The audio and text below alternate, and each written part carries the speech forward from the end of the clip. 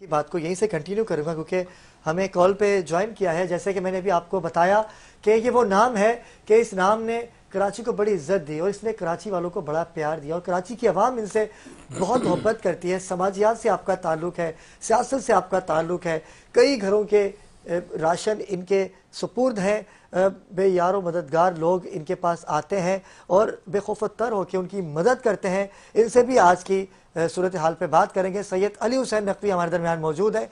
अस्सलाम वालेकुम अली भाई। वालेकुम सलाम व रहमतुल्लाह। अली भाई बहुत शुक्रिया, आपने अपना कीमती वक्त दिया। और जैसे कि कराची के हालात आपके सामने हैं, हम रोज़ एक नया टॉपिक रख लेते हैं कि आज का ये टॉपिक है, आज का ये टॉपिक है। क्या हमें अली भाई ऐसे ही रहना है? क्या हम इसी तरह से लाशें उठाते रहेंगे? पहले टारगेट किलिंग हुआ करती थी, फिर उसके बाद बम ब्लास्ट हुआ करते थे, खुदकुश धमाके हुआ करते थे, लेकिन अब accident mafia, traffic mafia, dumper mafia का राज है। अभी गुज़िश्ता रोज़ एक नाखुशगवार वाक़या, बैनुल अक़वामी शोहरत याफ्ता एक मासूम नन्ही आवाज़ जिसने बचपन से ही ज़िक्र रसूलुल्लाह करना शुरू किया था, अभी तो उसे बहुत कुछ करना था, लेकिन रोड एक्सीडेंट में उनकी शहादत हो जाती है, जिसमें शहीद अल्लामा हसन तुराबी के साहबजादे ज़ैन तुराबी भी जाँ बहक हुए। क्या कहेंगे अली भाई? बिस्मिल्लाहिर्रहमानिर्रहीम। सबसे पहले तो मैं इस लफ्ज हादसे की मुखालफत करता हूँ। ये इस किस्म के जो इनकम्पिटेंसी की वजह से जो वाकयात होते हैं और जिसमें जाने चली जाती हैं, ये मैं ये कहूँगा कि ये हादसा नहीं कत्ल है, क्योंकि ये टूटी हुई सड़कें, ये जिम्मेदारी किसकी है? सालों से ये सड़कें टूटी पड़ी हुई हैं, सालों से इंफ्रास्ट्रक्चर सिंध का बर्बाद पड़ा हुआ है। जी जी, ये किसकी जिम्मेदारी है कि इन्हें कंप्लीट करे? सिंध हुकूमत की? क्या इनके पास बजट नहीं? क्या बल्दियाती हुकूमत के पास बजट नहीं? क्या सिंध सरकार इतने सालों से जो सूबा सिंध पे हुक्मरान है, क्या उसे नजर नहीं आ रही कि आधी अधूरी ये सड़कें पड़ी हुई हैं और आए रोज इसके ऊपर हादसा होते हैं और इंसानी जानें जाती हैं?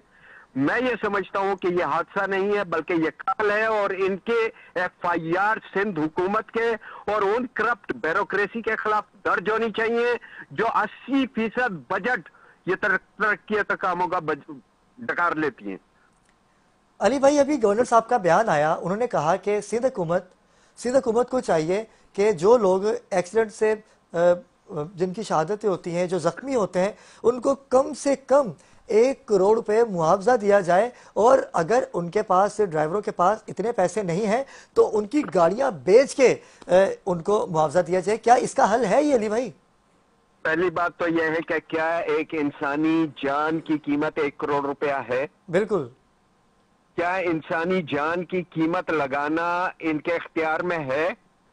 क्या इतने काबिल फख्र अपराध जो कि जिस तरह ये कल का वाकया हुआ जिसमें ज़ैन तुराबी जैसा बच्चा शहीद हुआ, जिसमें जो है ना क्या कहते हैं मारूफ नोहा ख्वाहिश है, जिसमें और कई कीमती जिंदगियां, ये डंपर्स, ये रोड टूटी हुई रोडों की नजर हो जाती हैं और उनकी वजह से ये जिंदगियां चली जाती हैं।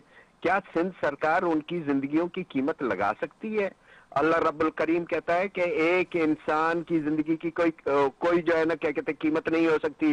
एक इंसान का कत्ल कुल इंसानियत का कत्ल है। तो ये जो इनकी गफलतों की वजह से लोग मारे जा रहे हैं, लोग मर रहे हैं, ये पैसे देकर उसका हक अदा कर सकते हैं?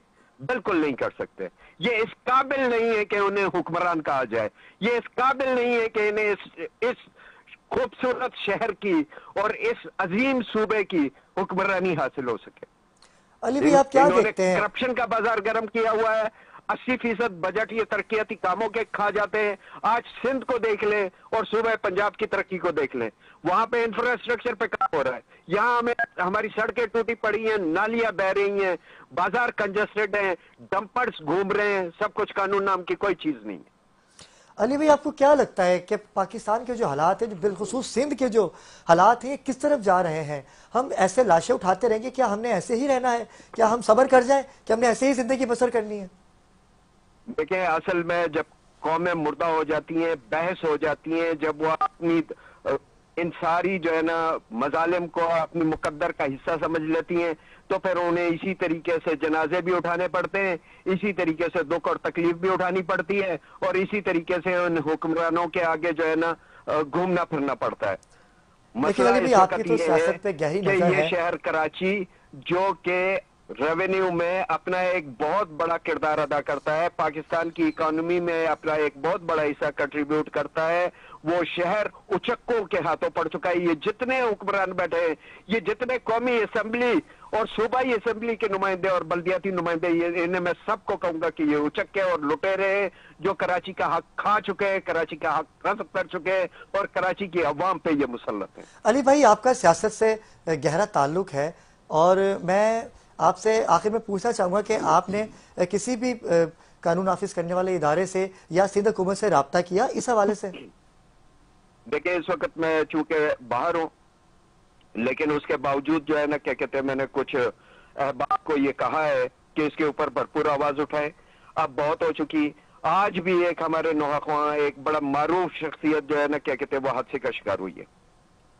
अली भाई बहुत शुक्रिया, आपने वक्त दिया, लेकिन स्कर्दू में एक रोज़ा शोक का ऐलान कर दिया गया है। क्या सिंध में भी ऐसा कुछ देखने को मिलेगा? क्या सिंध में भी शोक का ऐलान किया जाएगा?